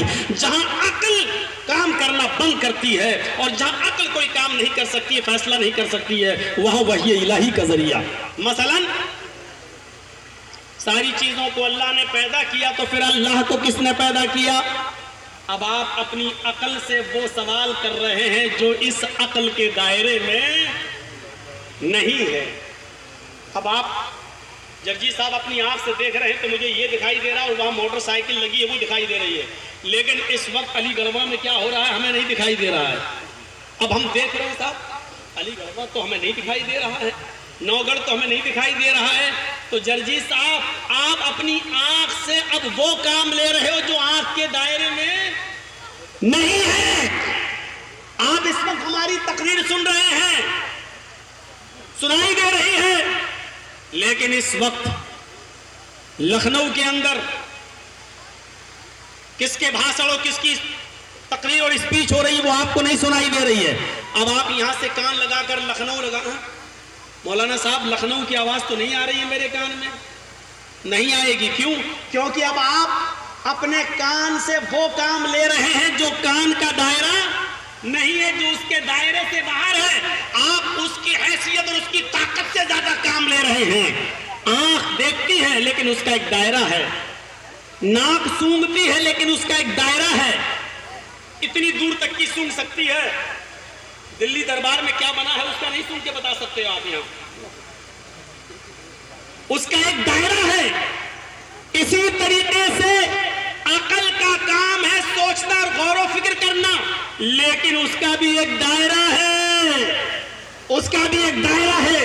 उसको उसके दायरे से आगे बढ़ाओगे और उस पर उससे के दायरे से ज्यादा उस पर बोझ डालोगे तो ये अकल उस बोझ को बर्दाश्त नहीं कर सकती है। अकल का काम नहीं है उसका जवाब देना। इसलिए याद रखिएगा, इबादत नाम है अपने आप को सरेंडर कर देने का। अब मैं आपसे सवाल करता हूं, नमाज पढ़ना क्या है? आप कहेंगे इबादत। तो भैया ये ड्रोन यहां मत ले आइएगा, वहीं पर रहने दीजिए, ये माइक पर बहुत असर डालता है। अब सुनिएगा, अब हम जो बताना चाह रहे हैं वो चीज। अब आपसे मैं सवाल करूं, बताइए नमाज क्या है? आप कहेंगे बहुत बड़ी इबादत। रोजा क्या है? आप कहेंगे बहुत बड़ी इबादत। निकाह करना क्या है? आप कहेंगे नबी अकरम की अजीम सुन्नत। ठीक है, अच्छा मैं आपसे पूछता हूं, अगर नमाज पढ़ना इबादत है तो असर की नमाज के बाद नफिल नमाज पढ़ना मना क्यों है? फजर की नमाज के बाद नफिल नमाज पढ़ना मना क्यों है? सूरज निकल रहा हो, सुबह सूरज जब तुलू हो रहा हो तो तुलू आफ्ताब के वक्त आप नमाज क्यों नहीं पढ़ सकते? गुरूब आफ्ताब के वक्त नमाज पढ़ना गुनाह क्यों है? जवाल के वक्त जब सूरज आपकी खोपड़ी के ऊपर सामने खड़ा हुआ हो, जवाल के वक्त अगर आप नमाज पढ़ेंगे तो आपको गुनाह पड़ेगा। कहां है नमाज पढ़ना इबादत? अगर नमाज पढ़ना इबादत होती तो सुबह सवेरे सूरज निकलते वक्त तुलू आफ्ताब के वक्त भी मना ना होता, गुरूब आफ्ताब के वक्त भी पढ़ना मना ना होता, जवाल के वक्त भी पढ़ना मना ना होता। नमाज पढ़ना इबादत नहीं है। नमाज को जनाबे मुहम्मदुर रसूलुल्लाह के हुक्म के मुताबिक पढ़ना इबादत है। मा आताकुमुर रसूलु फखुज़ूहु व मा नहाकुम अन्हु फंतहू। जो तुम्हें रसूल दें वो ले लो, और एक दूसरा माना माँ का होता है जितना दें उतना ले लो। मा आताकुमुर रसूल, तुम्हें रसूल जो दें वो ले लो। माँ का दूसरा माना जितना दें उतना ले लो। फजर में 2 रकात दी है फर्ज, 4 नहीं पढ़ सकते। जोहर में 4 फर्ज दिए, 6 नहीं पढ़ सकते। मगरिब में 3 दिए फर्ज, 4 नहीं पढ़ सकते। जितना दे उतना ले लो। मां जो दे और जितना दे, जो दे वो ले लो, जितना दे उतना ले लो। वमा नहाकुम अन्हु फंतहू, जिन कामों से रोकें उससे रुक जाओ, और जितना रोकें उतना रुक जाओ। नमाज पढ़ना इबादत नहीं। नमाज को कुरान और हदीस के मुताबिक, नबी अकरम के हुक्म के मुताबिक पढ़ना इबादत है। नबी ने कहा इस वक्त पढ़ो, उस वक्त पढ़ा जाएगा। नबी ने कहा इस वक्त पढ़ोगे तो गुनाह होगा, उस वक्त पढ़ोगे तो गुनाह होगा। रोजा रखना इबादत है। अभी आपने रमजान का महीना, पूरा महीने के रोजे रखे। अगर रमजान में के महीने में रोजा रखना इबादत है, अगर रोजा रखना इबादत है तो ईद के दिन रोजा रखना हराम क्यों है? बकरा ईद के दिन रोजा रखना हराम क्यों है? बल्कि बकरा ईद के 3 दिन के बाद, और बकरा ईद के 3 दिन के बाद और भी रोजा नहीं रख सकते हो, क्योंकि वो अय्याम तशरीक के दिन है, खाने पीने के दिन है। 10 को रोजा नहीं रख सकते, 11 को नहीं, 12 को नहीं, 13 को नहीं। मैं पूछता हूं, अगर रोजा रखना इबादत है तो ईद के दिन क्यों मनाएं? अगर रोजा रखना इबादत है तो मेरे भाइयों बकरा ईद के दिन क्यों मनाएं? अगर रोजा रखना इबादत है तो मेरे भाइयों बकरा ईद के 3 दिन तक रोजा रखना क्यों मनाएं? रोजा रखना इबादत नहीं है। रोजा नबी अकरम सल्लल्लाहु अलैहि वसल्लम के हुक्म के मुताबिक रखना इबादत है, और नबी अकरम सल्लल्लाहु अलैहि वसल्लम के हुक्म से रुक जाना वो भी इबादत है। नबी अकरम ने फरमाया मेरी उम्मत उस वक्त तक भलाई में रहेगी जब तक वो रोजा इफ्तार करने में जल्दी करेगी, जब तक वो रोजा इफ्तार करने में जल्दी करेगी। अब रोजा इफ्तार करने में जल्दी करना इबादत है। रोजा इफ्तार में जल्दी करना इबादत है। जैसे ही सूरज गुरूब हो जाए वैसे ही रोजा इफ्तार कर देना चाहिए। एहतियातन 5 मिनट 10 मिनट अब आप रुकेंगे तो आपको गुनाह पड़ेगा। अब आप सोचें कि भूखा और प्यासा रहने का नाम रोजा है, तो जितनी देर भूखा और प्यासा हम रहेंगे उतना और ज्यादा सवाब। लिहाजा रोजा इफ्तार का टाइम तो हो गया, लेकिन हम 1 घंटा और भूखा रह सकते हैं। हम 1 घंटे के बाद इफ्तार करेंगे तो अब आपको गुनाह पड़ेगा। भूखा और प्यासा रहने का गुनाह नहीं, नबी अकरम की सुन्नत की मुखालिफत करने का गुनाह हमें और आपको पड़ेगा। क्योंकि जब अल्लाह ने और नबी ने रोका था उस वक्त रुकना इबादत था। अब नबी कह रहे खाओ, अब अल्लाह ताला कह रहा खाओ। जैसे ही वक्त हो गया खाओ, अब खाना इबादत है, अब खाना इबादत है। मेरे भाइयों, अब अगर हुक्म के आगे नहीं तस्लीम करेंगे हम अल्लाह का हुक्म और नबी का हुक्म तो गुनाह पड़ेगा। जब भूखा रखने का हुक्म था तो भूखा रहना इबादत, जब कह दिया खाओ तो खाना इबादत। अब और आधा घंटा भूखा रहोगे तो गुनाह पड़ेगा, और जानबूझकर 1 घंटा भूखा रहोगे तो गुनाह पड़ेगा। शादी करना बहुत बड़ी सुन्नत, बीवी से हम बिस्तरी करना, मुजामत करना सुन्नत। वो बीवी जिसको कलिमतुल्लाह के जरिए अपने अपने ऊपर हलाल किया है, लेकिन गौर कीजिए, गौर कीजिए, ये बीवी जो अपने ऊपर हलाल, लेकिन रोजे की हालत में यही बीवी हमारे ऊपर हराम हो जाती है।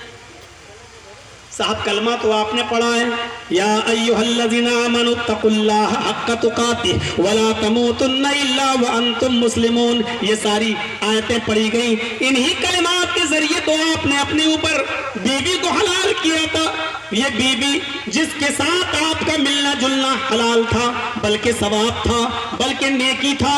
यही इबादत जो बीवी के साथ हम बिस्तरी करके आप सवाब कमाते थे, अब रोजे की हालत में अगर आप अपनी बीवी से मुजामियत करेंगे, हम बिस्तरी तो हराम हो गया।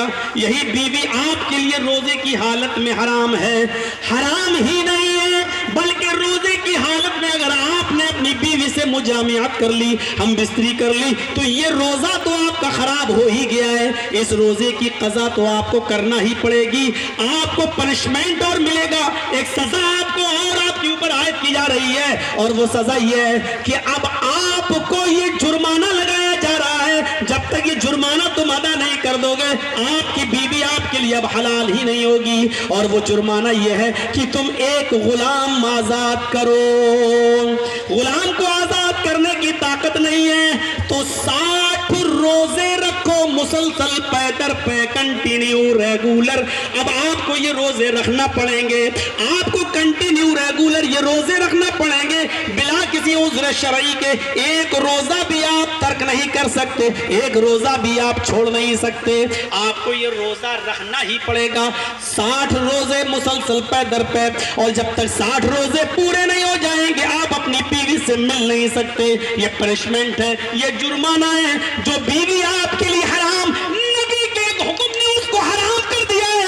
यही इबादत है, यही शरीयत का तकाजा है। जो बीवी जिससे हम रात में मिल सकते हैं, साल के 11 महीने भी हम मिल सकते हैं, रमजान की रातों में भी हम मुजामत कर सकते हैं, सिर्फ रोजे की हालत में मना है, आप नहीं जा सकते हैं। अगर मिल लिए तो उस रोजे के साथ साथ 60 रोजे और मुसलसल पैदर पे रखना पड़ेंगे। और 60 रोजे रखने की ताकत ना हो तो 60 मिस्कीनों को खाना खिलाना पड़ेगा।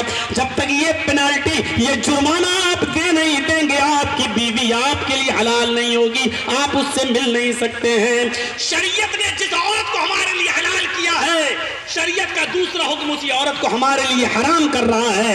जब हलाल थी तो मिलना इबादत था, जब हराम हो गई तो उसको तर्क कर देना, उससे मुजामियत छोड़ देना, यह इबादत है।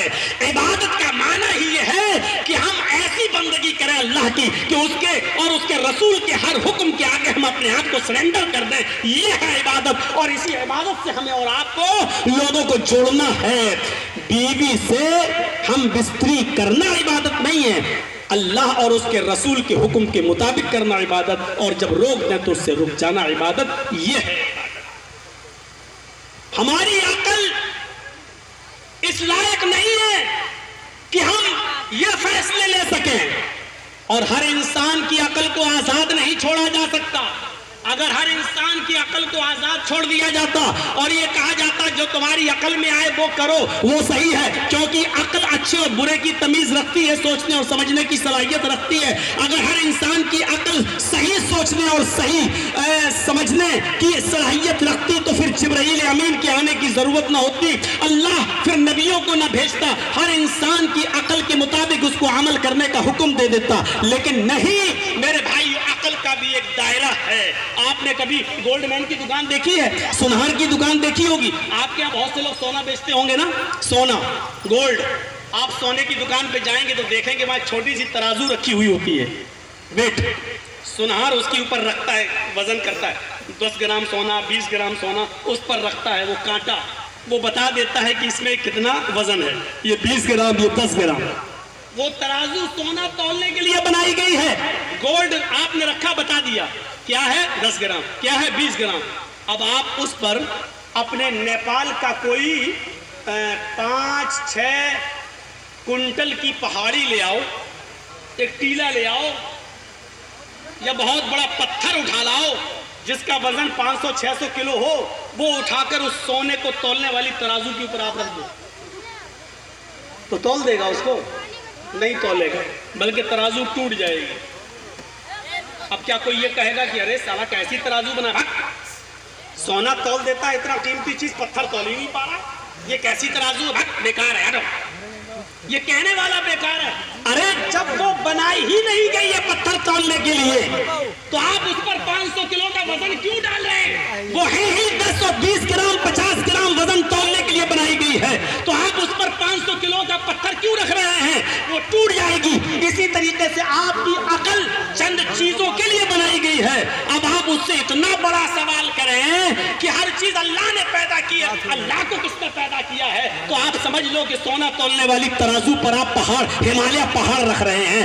आपकी अकल टूट जाएगी, खत्म हो जाएगी। आप अपनी अकल से वो काम ले रहे हैं जो अकल उसके लिए बनाई नहीं गई है। एक औरत को 4 मर्द रखने की इजाजत क्यों नहीं दी?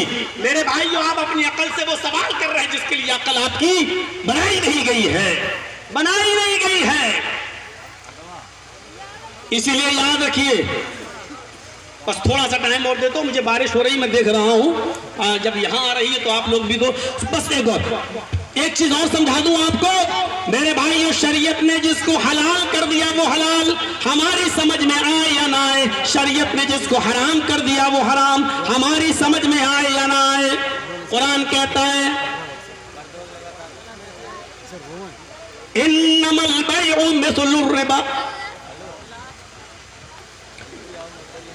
बैउ तिजारत रिबा सूद ब्याज की तरह है, लेकिन इस्लाम ने सूद और ब्याज को हराम करार दिया है और तिजारत को हलाल करार दिया है।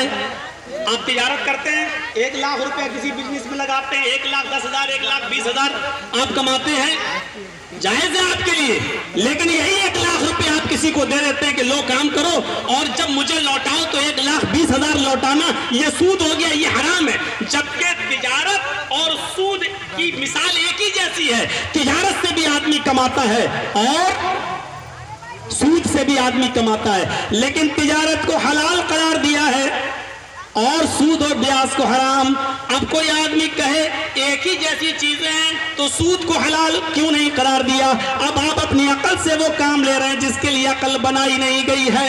कुरान ने कहा है कि इन्नमल खम्र, कुरान ने कहा इन्नमा हर्रम अलैकुमुल मैतता वद्दमा वलहमल खिंजीर, तुम्हारे ऊपर जो बहुत सी चीजें हराम है उसमें खिंजीर और सूअर का गोश्त भी हराम है। अब आप कहिए, और किसी ने तफसीर भी की है कि पहले जमाने में खिंजीर का गोश्त इसलिए हराम किया था क्योंकि वो बहुत गंदगी में रहते थे।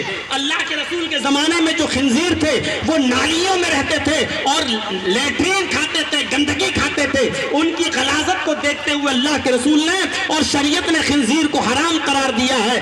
आज के इस दौर में खिंजीर गंदगी नहीं खा रहे हैं, उनके लिए बड़े बड़े फार्म हाउस बनाए जा रहे हैं, बड़े बड़े फार्म हाउस तैयार किए जा रहे हैं, उनके लिए बड़ा अच्छा खाना फूड तैयार किया जा रहा है। लिहाजा आजकल वो विटामिन और मिनरल्स की चीजें खा रहे हैं। लिहाजा आज जितनी सफाई और सुथराई के साथ सूअरों को पाला जा रहा है खिंजीर की परवरिश हो रही है, लिहाजा आज के इस दौर में अब सूअर को हलाल करार दिया जाए तो ये बेअक्ली की बात होगी, क्योंकि कुरान ने नफ्से सूअर को हराम करार दिया है। अब आप खंजीर का गोश्त नहीं खा सकते, चाहे पहले जमाने में वो गंदगी खाते हो इसलिए हराम किया था, और आज वो बड़ी अच्छी चीजें खा रहे हैं, कोई गंदगी नहीं खा रहा है, फिर भी वो हराम ही रहेगा, इसलिए कि शरीयत ने उसको हराम करार दिया है। मेरे भाइयों, अपनी अकल को मत दौड़ाओ, जो शरीयत ने जिसको हराम करार दिया वो हराम ही रहेगा, शरीयत ने जिसको हलाल किया वो हलाल रहेगा। आपको याद होगा मोहम्मद रफी, ये बहुत बड़ा अपना गुलूकार गुजरा है इंडिया का, हिंदुस्तान का बहुत अच्छा गायकार।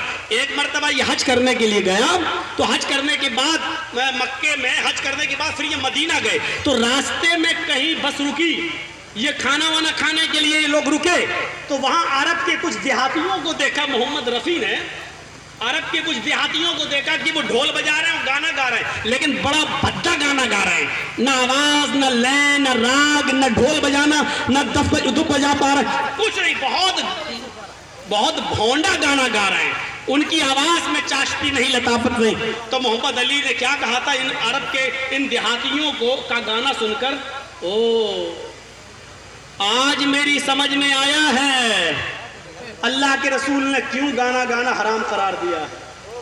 इन अरब के देहातियों का गाना सुना था इसलिए हराम करार दिया, इनकी भोंडी आवाज में गाना सुना इसलिए हराम करार दिया। अगर आज अल्लाह के रसूल जिंदा होते और हमारा गाना सुनते तो कभी हराम करार नहीं देते, क्योंकि हमारी आवाज बड़ी सुरीली है। तो मेरे भाइयों, लोग अपनी अकल से किसी को जायज भी कर लेते हैं और किसी को नाजायज भी कर लेते हैं। अगर आप अपनी अकल का इस्तेमाल करना चाहें तो आप देखिए, आज से 800-900 साल पहले एक फिरका उठा था जिसका नाम था बातनिया, जिसको करामता भी कहा जाता है, करामता, और जिसका एक बहुत बड़ा लीडर जिसका नाम था उबैदुल्लाह इब्न हसन उबैदुल्लाह इब्न हसन कीरवानी ने अपनी एक किताब के अंदर लिखा है, देखिए अकल का कैसे नाजायज इस्तेमाल किया। उसने लिखा है कि ये कितनी बड़ी बेअक्ली की बात है, ये कितनी बड़ी बदअक्ली की बात है कि लोग अपनी बहन से निकाह न करें और दूसरे की बहन बेटी के साथ निकाह कर लें, जबकि बहन अपने भाई के मिजाज को जानती है, उसके मिजाज से वाकिफ है, वो जानती है मेरे भाई का गुस्सा कब आता है, वो जानती है कि मेरे भाई का गुस्सा कैसे दूर होता है। एक बहन अपने भाई के मिजाज से अच्छी तरह वाकिफ है, वो खूबसूरत भी है, वो हसीन है और जमील भी है, लेकिन ये कितनी बड़ी बदअक्ली की बात है कि एक भाई अपनी खूबसूरत बहन को और हम मिजाज बहन को छोड़कर दूसरे की बहन से शादी कर लेता है और अपनी बहन को किसी दूसरे के हवाले कर देता है। जबकि फिर आगे लिखता है, जब हमारी बहन हमारे लिए खाना बना सकती है, हमारा परेशानी में सर दबा सकती है, हमारे लिए बिस्तर बिछा सकती है, हमें दवा खिला सकती है, हमारा मजबूरी और परेशानियों में हमारा ख्याल रख सकती है, तो फिर शादी करके उसके साथ जिनसी तस्कीन और जिनसी लज्जत हासिल क्यों नहीं की जा सकती है। और आगे वो लिखता है, ये कितनी बड़ी बेवकूफी की बात है कि अपनी हसीन और जमील और खूबसूरत सरमाए को और हसीन और जमील बहन को किसी दूसरे के हवाले कर दो और दूसरे का कबाड़ खाना उठाकर अपने घर पे ले। ये इसी अकल का नाजायज फायदा हुआ। और मैं पूछना चाहता हूं आपसे, आप लाख कहिए कि समाज इजाजत नहीं देता, ये इजाजत नहीं देता, वो इजाजत नहीं, ये सब कहने वाली बात है, लेकिन मुझे ये बताइए कि अकल के तौर पर उसने कौन सी गलत बात कही थी। अगर अकल ही को आप दखल देंगे और हर चीज अकल से सोचेंगे तो आप बताइए अकली तौर पर इसमें क्या बुराई है कि मैं अपनी खूबसूरत बहन को किसी ऐसे इंसान के हवाले कर दूं कि जिसकी जिंदगी से हम वाकिफ नहीं है, जिसके गुस्से गर्मी से हम वाकिफ नहीं है, जिसकी राजदाराना जिंदगी से हम वाकिफ नहीं है, हम अपनी बहन को उसके हवाले कर दें और दूसरे की बहन को हम ले आए जिससे हम वाकिफ नहीं है। आप बताइए अकली तौर पर अकल क्या कहती है। अकल कहती है कि अपनी बहन से खुद निकाह कर लो, क्योंकि उसको उसके मिजाज से हम वाकिफ हैं, उसके सरश्त से हम वाकिफ हैं। इसलिए अपने घर के माल को दूसरे के घर में हम क्यों दें? अकल तो यही कहती है। शरीयत एक अलग चीज है। मैं कहना चाहता हूं मेरे भाइयों, जहां अकल काम करना बंद कर देती है वहां फिर वही इलाही की जरूरत पड़ती है। अब हमारी अकल तो कह रही है कि बहन और बेटी के साथ निकाह करने में कोई बुराई नहीं है, लेकिन हमारी अकल अब यहां दायरा ही नहीं है, वो काम करना बंद कर दी। शरीयत कहती है कि बहन के साथ निकाह करना हराम है, बेटी के साथ निकाह करना हराम है, आप नहीं कर सकते हो। अब शरीयत की जगह जरूरत इसलिए पड़ी है कि अकल ने जब काम करना बंद कर दिया है, अब हम अकल को दखल नहीं दे सकते, शरीयत ही की बात को मानेंगे। और शरीयत की बात को मानना ही मेरे भाइयों इबादत है। इसलिए हम अपने तमाम कामों में ये देखें कि इबादत क्या है और अल्लाह और उसके रसूल की मर्जी क्या है, शरीयत क्या कहती है। अपने आप को सरेंडर कर देने का नाम इबादत है। अल्लाह ने और उसके रसूल ने जब कहा है खाओ तब खाएं, जब कहा पहनो तो पहने, जब कहा बैठ जाओ तो बैठ जाएं, जब कहा सो तो सो जाएं, जब कहा उठो तो उठ जाएं, जब कहे नमाज पढ़ो तो नमाज पढ़ें, जब कहे कि इस वक्त नमाज पढ़ना हराम है मना है तब रुक जाएं, जब कहे रोजा रखो तब रोजा रखें, जब कहे कि इन दिनों में रोजा रखना मना है तो हम छोड़ दें। इसी का नाम शरीयत है, इसी का नाम इबादत है। और इसी इबादत में मेरे भाइयों अकल को दखल नहीं है। अब शरीयत में वही चलेगा। अगर मक्खी हमारे खाने पीने की चीज में गिर जाए तो अल्लाह के रसूल फरमाते हैं उसको पकड़ के पूरा डुबो दो, क्योंकि जब वो पाप खाने में पीने में गिरती है पानी में तो वो अपना बीमारी वाला पर डालती है। अल्लाह ने उसके दूसरे पर में शिफा रखी है, जब आप उसको पूरा डुबो दोगे तो उसकी शिफा उस बीमारी को काट देगी। अब हम अपनी अकल को दखल न दें, साहब मक्खी गिर गई अब हम ये खाना कैसे खाएं, नहीं उसको हटा दें, ये कर दें। शरीयत ने कह दिया हमें मानना है, शरीयत ने कह दिया कि लड़का का पेशाब नहीं धोया जाएगा, सिर्फ छींटा मारने से काम चल जाएगा। लड़की अगर पेशाब कर दे, बच्ची आपकी चाहे वो दूध ही क्यों ना पीती हो, छोटी क्यों ना हो, अगर वो पेशाब कर दे तो उसके पेशाब को धुला जाएगा। आप शरीयत से सवाल नहीं कर सकते हो। अब ये मत पूछो कि लड़के लड़की के पेशाब में फर्क क्या है। अब हम अपनी अकल से वो सवाल कर रहे हैं जो अकल का दायरा नहीं है। यहाँ अकल ने काम करना बंद कर दिया है, तब शरीयत का हुक्म हमें मानना पड़ेगा। मेरे प्यारे साथियों, जब अकल काम करना बंद कर दे वहां वही इलाही की जरूरत होती है, वहां शरीयत की जरूरत होती है, वहां नबी अकरम की हदीस की जरूरत होती है। तो हमें अल्लाह और उसके रसूल की मर्जी के मुताबिक इबादत करना चाहिए और जिस तरह शरीयत ने कहा उस तरह हमें इबादत करना चाहिए। इसी तरीके से अब यह नहीं कहा जा सकता कि पर्दा क्यों है, मर्द तो बाजारों में घूमे और औरतों को पर्दे की चार दीवारी के अंदर कैद कर दिया जाए। ये कहां की अक्लमंदी है कि औरत को घर के अंदर घुसा के रखा जाए। जिस खालिक कायनात ने उसको बनाया है उसी ने हमें हुक्म दिया है और उसके अब हम अगर औरत को आजाद करते हैं तो फितरत के साथ बगावत करते हैं और कुदरत के हुक्म के साथ बगावत कर रहे हैं, क्योंकि वो जानता है कि औरत को पर्दा क्यों करना चाहिए, औरत को घर में क्यों रहना चाहिए। वक़रना फी बुयूतिकुन्ना में क्या मसलहत है, ये वही जानता है जिसने औरत को पैदा किया है। क्योंकि दुनिया की जिंदगी के दो निजाम है, एक बाहर की जिंदगी और घर की जिंदगी। बाहर की जिंदगी के निजाम को मर्द संभाले और घर की जिंदगी के निजाम को औरत संभाले। ये दो और दोनों के काम बटे हुए हैं। औरतों को घर के काम संभालने के लिए पैदा किया गया है, मर्दों को बाहर के काम संभालने के लिए पैदा किया गया है। अब औरतें अगर मर्दों की तरह बाहर के काम संभालने लगेंगी तो बच्चों की परवरिश नहीं हो पाएगी, सही तरबियत नहीं हो सकती है, उनकी सही नशोनुमा नहीं हो सकती है और इसीलिए फिर वो बिगड़ेंगी। और जो आज मिजाज चल रहा है गैर मुस्लिमों के साथ शादी करने का, तो आप देख लीजिए कोर्ट का मिजाज, आप देख लीजिए हाई कोर्ट के अंदर कितनी मुस्लिम लड़कियों की एप्लीकेशन पेंडिंग में पड़ी हुई है कि हो सकता है कि मेरे माँ बाप रोक लगा दें, लिहाजा मैं आज इस एप्लीकेशन दे रही हूँ, फला फला गैर मुस्लिम लड़के के साथ मैं अपनी मर्जी से शादी करना चाहती हूँ। ये इसी का नतीजा है कि हमने औरतों को उनके घरों में हमने उनको ठहरा कर नहीं रखा है, हमने उनको बेपर्दगी का से घूमने की इजाजत हमने दे दी है, इसलिए वो आज हमारे सरों पर सवार हो चुकी हैं। मेरे प्यारे साथियों, वरना ये औरत जो कभी घर की मलिका हुआ करती थी और तरबियत किया करती थी मौत इमाम मालिक की, वो हदीस उठाकर देखिए कि एक सहाबिया हैं जिनके घर में एक बच्चा पैदा होता है, जब वो बच्चा पेशाब करता था तो सहाबिया कहती कि मैं अपने बच्चे की शर्मगाह पर पानी डाल दिया करती थी।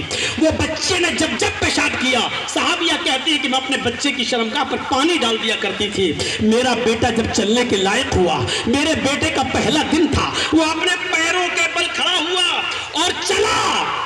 जब पहला दिन था, मेरे बच्चे को जब पेशाब की जरूरत पेश आई तो उसने मुझसे पानी नहीं मांगा। उसने पानी का एक बर्तन रखा था, छोटा सा प्याला था, उसने दोनों हाथों से प्याला उठाया, खड़ा हुआ और पेशाब करने चला गया। वो पहला दिन था। माँ कहती है वो सहाबिया कि मैं अपनी आंखों से देख रही हूँ अपने बच्चे को कि देखा क्या करता है। वो बच्चा एक नाली के पास जाता है, बैठ जाता है, पेशाब करता है और अपने नन्हे मुन्ने हाथों से उसी प्याले का पानी अपनी शर्मगाह पे डाल रहा है। उसको नहीं मालूम कि संजा कैसे होता है, उसको नहीं मालूम कि शर्मगाह को किस तरीके से पकड़ा जाए और कैसे उसको पुश करके उसका एक एक कतरा बहाया जाए। उसको नहीं मालूम, उसको इतना मालूम है कि मेरी माँ ने मेरी शर्मगाह पर कैसे पानी डाला, वो वैसे पानी डाल रहा है। माँ ये मंजर देख कर कहती है फुस्तु बिरब्बिल काबा, काबे के रब की कसम में कामयाब हो गई, मैं कामयाब हो गई। अब मुझे यकीन है कि अब मेरा इंतकाल भी हो जाए तो मेरा बच्चा बददीन होकर नहीं मरेगा, मेरा बच्चा मरने के बाद मेरे लिए दुआ ही करेगा। आज मैं कामयाब हो गई। मैं अपने बच्चे को जो तरबियत देना चाहती थी मैंने वो तरबियत दे दी, मैं अपने बच्चे को जो सिखलाना चाहती थी वो सिखला दी। आज की माएँ गौर करें, इस जलसे में जो औरतें आई हैं वो गौर करें, अपने 5-5 और 6-6 साल के बच्चों की भी पैंट की चैन खोलकर खड़े होकर अपनी आंखों के सामने पेशाब करवाती हैं। वो गौर करें और वो माएँ भी गौर करें कि जिनके बच्चे MBBS करने के बाद, MBA करने के बाद, MD करने के बाद, MS करने के बाद, MTech और BTech करने के बाद भी आज जब वो पैंट की चैन खोलकर गधे और कुत्ते की तरह खड़े होकर जब वो पेशाब करते हैं तो वो माएँ गौर करें कि उन्होंने अपने बच्चों को क्या पढ़ाया। MBBS कराने के बाद भी आपके बच्चे को क्या तमीज आई, MD करने के बाद भी आपका बच्चा क्या सीखा। वो माएँ गौर करें कि MTech और BTech करने के बाद भी आपके बच्चे ने को वो तरबियत नहीं मिली जो ये सहाबिया कह रही है कि अल्लाह की कसम में कामयाब हो गई। आज मैं कामयाब हो गई, मैं जो सिखाना चाहती थी वो मैंने अपने बच्चे को सिखा दिया। मदर्स लेप is first college for children, माँ की गोद ये बच्चे का पहला मदरसा, पहला तरबियत गाह होता है। माँ की गोद से जो बच्चा सीखेगा वो आखिरी उम्र तक सीखेगा और माँ की गोद से जो बच्चा नहीं सीख सका वो मेरे भाइयों बड़े होकर भी कुत्तों की तरह पेशाब करेगा। बल्कि कुत्तों में तो फिर भी थोड़ी सी तमीज होती है कि वो पेशाब करता है तो एक पैर उठा लेता है ताकि छींटे ना आए। हम कुत्तों से भी बुरी तरह पेशाब करते हैं कि दोनों पैरों को जमीन पर रखकर ऐसी जगह पर पेशाब की धार मारते हैं कि अपने कपड़ों पर उसकी छींटे आती हैं। हम कुत्तों से भी ज्यादा गिर चुके हैं, उनसे भी ज्यादा गहरे हो चुके हैं। इतना पढ़ने और लिखने के बाद भी हमें इतनी तमीज नहीं आती है। ये सुनना पड़ेगा तुम्हें, जब बुलाए लेकर उठो, कुछ लेकर उठो। 2 माएँ हैं, एक अब्दुल कादिर जिलानी की माँ जिसने अपने बच्चे से कहा था बेटा हालात कितने भी खतरनाक हो झूठ कभी मत बोलना, तो 12 साल की उम्र में भी बच्चे ने डाकुओं के सामने झूठ नहीं बोला और कहा हाँ मेरे पास 40 अशरफियां हैं जो मेरे कुर्ते के अस्तर में सिली हुई हैं। उन डकैतों ने फाड़ के देखा तो कहा अच्छा तुमने बता क्यों दिया? कहा मेरी माँ ने कहा था कि बेटा हालात कैसे भी हो लेकिन झूठ कभी मत बोलना। तो इतनी सी बात का इतना असर पड़ा कि सारे डकैतों ने लूटा हुआ माल वापस कर दिया, तौबा कर लिया, इस्तिग़फ़ार किया और उस बच्चे की बात से मुतासिर होकर सब के सब बाअमल बन गए और नेक बन गए। उस एक बच्चे की इतनी सी बात, अपनी माँ, उसकी माँ ने कौन सी तरबियत दी? और एक माँ वो थी सुल्तान डाकू की। जब सुल्तान डाकू को तख्तेदार पे लटकाया गया तो पूछा आखिरी तमन्ना क्या? तो कहा कि मैं आखिरी तमन्ना यह है कि मैं अपनी माँ के सामने मरना चाहता हूँ। उसकी माँ को बुलाया गया, पूछा कि लो तुम्हारी माँ आ गई, मुलाकात कर लो, अब क्या चाहते हो? उसने कहा कि अगर मेरी तमन्ना पूरी कर सकते हो तो करो। कहा क्या है? कहा मैं चाहता हूं कि मुझसे पहले मेरी माँ को फांसी के फंदे पर लटकाया जाए। पूछा गया क्यों? कहा कि मुझे इतना बड़ा डाकू बनाने के लिए, इतना बड़ा डकैत बनाने में मेरी माँ का किरदार है। जब मैं छोटा सा 6 साल का और जब मेरी माँ ने मुझे पैसा दिया था कि जाओ एक अंडा ले आओ, तो मैं दुकान पे गया और एक अंडा लेके आया। मैंने दुकानदार को पैसा नहीं दिया और वो भी भूल गया और मैं अंडा लेके आया। मैंने अपनी माँ को वो अंडा दिया और कहा माँ मैंने दुकानदार को बेवकूफ़ बना दिया। उसने कहा पैसा, मैंने कहा दे तो दिया, लेकिन दिया नहीं था और वो पैसा लेके आया। माँ ने अपने बच्चे को सीने से लगाया और पीठ थपथपाई और कहा बेटा चलो ये एक पैसा शाम के काम आ जाएगा। इस चोरी से मेरे हौसले बढ़े, फिर मेरी माँ हर चोरी पर पीठ थपथपाती रही, फिर मैं चोर से डकैत बना और फिर इतना बड़ा डाकू बना कि लोगों को बरसरे बाजार लूटने लगा। फिर नहीं माल देते थे तो मर्डर करने लगा। फिर आखिर पकड़ा गया और कानून के शिकंजे ने हमको फांसी के फंदे पे लटकाया। इस फांसी के फंदे पे लटकाने वाली कोई और नहीं, मेरी माँ है। लिहाजा मेरी माँ को फांसी के फंदे पे लटकाया जाए। तो माँ तरबियत कर देती है, माँ अच्छा और बुरा बनाती है। जो बच्चा माँ की गोद से ये सब नहीं सीख सका तो माफ कीजिएगा, कोई यूनिवर्सिटी और कोई कॉलेज आपके बच्चों को वो तरबियत नहीं दे सकते जो तरबियत माँ की गोद दे सकती है। बड़े मुबारकबाद के लायक हैं ये स्टाफ मदरसे का मौलाना अतहर और मौलाना अब्दुल हलीम मदनी जैसी शख्सियतें जिन्होंने आपके इलाके में ये निस्वा कायम किया है, लड़कियों का इदारा कायम किया है। अपनी बच्चियों को भेजिए। आज मेरे भाइयों जो माहौल है ख़ास तौर पर हमारे मुल्क का, हिंदुस्तान का, उस माहौल की तरफ आप नज़र डाल के देखिए। कुछ बोलने के लायक नहीं रहा है, कुछ भी कहने के लायक नहीं रहा है। पर्दे पे बोलो तो वो भी उनको आप दुश्मनी नजर आती है, हिजाब पे बोलो तो उनको भी आप कानून के खिलाफ बोलना नजर लगता है। अब जबान खोलना ही मुश्किल हो चुका है। ऐसे माहौल के अंदर अपनी बेटियों को बचाना, उन्होंने साफ तो और उनके लोग स्टेजों पर कह रहे हैं जो एक मुसलमान लड़की को अपने घर का बहू बनाए, अपने घर की बहू बनाएगा उसको ये इनाम दिया जाएगा, उसको ये इनाम दिया जाएगा। खुलकर वो ऑफर पे ऑफर दे रहे हैं। वो प्यार है। आपने अगर ऑफर दे दिया तो ये लफ्ज़ जिहाद कहलाया जाएगा। हम आह भी करते हैं तो हो जाते हैं बदनाम, वो कत्ल भी करते हैं तो चर्चा नहीं होता। मेरे भाइयों बहुत संभले हुए रहने की ज़रूरत है और इन दीनी इदारों में अपनी बच्चियों को भेजिए। इन इदारों से पढ़कर आपकी बच्चियां निकलेंगी तो आपकी खिदमत करेंगी, आपकी सेवा करेंगी और आपके मरने के बाद आपके लिए रब्बिग़फिरली बोले वाले दैया पढ़ेंगी, आपकी मग़फ़िरत की दुआ करेंगी। अगर इन मदरसों से आपने अपनी बच्चियों को आलिमा और फाज़िला नहीं बनाया तो याद रखिए आप अपनी बच्चियों से कोई उम्मीद मत रखिए, क्योंकि जिस टाइप का माहौल फेसबुक और सोशल मीडिया की दुनिया पे चल रहा है वो आपको मालूम हो या ना हो, आपसे ज़्यादा आपके बच्चे सोशल मीडिया से वाकिफ हैं, आपसे ज़्यादा मोबाइल चलाने में आपके बच्चे एक्टिव हैं। आपकी उम्र 50 साल हो चुकी है लेकिन आपको फ़ोन रिसीव कैसे किया जाए इसके अलावा कुछ नहीं आता है। आपके बच्चों को सब कुछ आता है कि ये तकरीर कैसे डाउनलोड हो, ये गेम कैसे डाउनलोड हो, ये मूवी कैसे डाउनलोड हो। और छोटी छोटी बच्चियों के जो डांस बेहूदगी के साथ आ रहे हैं, मेरे भाइयों ये 9-10 साल की बच्चियों को भी आवारा बना रहे हैं। ये सिस्टम ऐसा हो चुका है। अब कोर्स भी ऐसा दाखिल हो गया है कि जहां C4 कंडोम पढ़ाया जाने लगे और हमारे कोर्स में C4 कैड छोड़ दिया जाए और C4 कंडोम आ जाए तो सोच लो कि हमारी जनरेशन को कहां ले जाने की तैयारी हो रही है, हमारी पॉपुलेशन को कहां ले जाने की तैयारी हो रही है और हमारे छोटे छोटे बच्चों की ज़हनियत में क्या घुसाने की तैयारी हो रही है। अब दीनी मदारिस के अलावा आपके बच्चों की इस्लाह कहीं नहीं हो सकती है। खुदारा मैं दामन फैलाकर भीख मांगता हूं आपके सामने, इन मदारिस इस्लामिया की हिफाजत कीजिए, अपने बच्चों को इन मदारिस इस्लामिया में पढ़ाइए, अपने बच्चों को, लड़कियों को और अपनी बच्चियों को इन मदारिस इस्लामिया में भेजिए और इनको दीन का शहसवार बनाइए। अब ये दीन की हिफाजत करना बड़ा मुश्किल हो चुका है।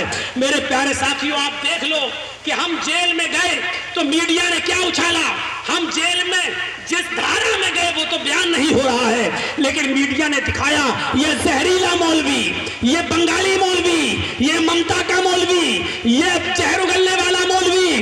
और गौर करो अगर हमने जहर ही उगला तो पूरे हिंदुस्तान में हमारे ऊपर केस क्यों नहीं है।